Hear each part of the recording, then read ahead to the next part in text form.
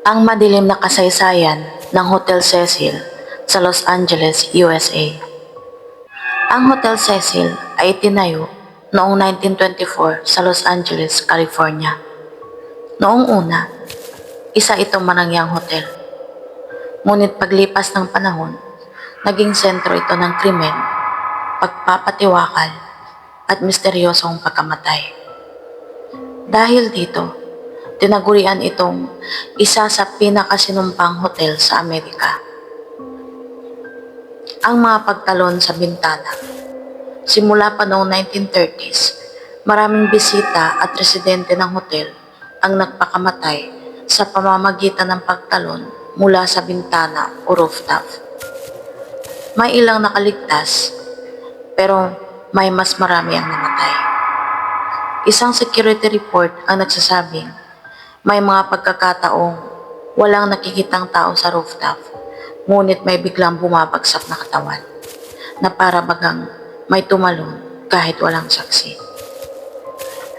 Ang serial killer na tumira sa hotel. Noong 1985, tumira sa Hotel Cecil ang serial killer na si Richard Ramirez. Kilala bilang The Night Stalker. Matapos gawin ang kanyang mga krimen, bumabalik siya sa hotel. May mga staff na nagsasabing madalas daw siyang bumaba sa lobby na may dugong mantsang damit. Walang nagtatanong na para bang normal lang. Ang kaso ni Elisa Lam noong 2013. Si Elisa Lam ay isang 21 anyos na turista mula sa Canada na nag-check-in sa Hotel Cecil. Makalipas ang ilang araw, bigla siyang nawala. Pagkatapos ng 2 linggo, nagreklamo ang mga guest na may maitim ang tubig, may kakaibang lasa, maina ang pressure. Nang inspeksyonin ng rooftop water tank, doon natagpuan ang bangkay ni Elisa Lam. Ang CCTV video. May inilabas na CCTV footage mula sa elevator.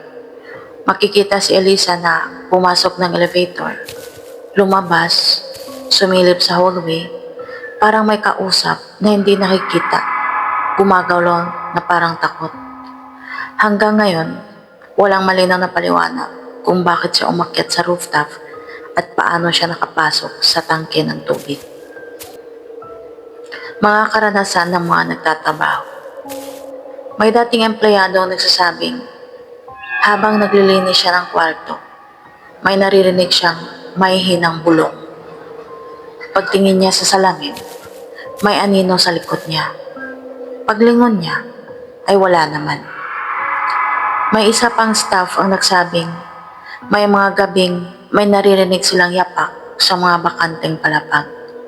Kapag sinecheck naman, ay walang tao. Mga bisita na nanireklamo.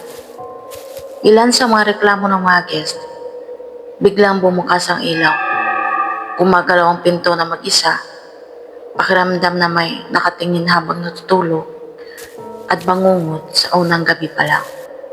Marami sa kanila ang nag-check out kinabukasan. Hanggang ngayon, bukas pa rin ang gusali, ngunit pinalitan ng pangalan. Pero ayon sa mga naniniwala, hindi pinubura ng pagpapalit ng pangalan ang nakaraan. Ang mga kaluluwang namatay sa loob ng Hotel Cecil ay nananatili pa rin doon, tahimik, nagmamasid at naghihintay.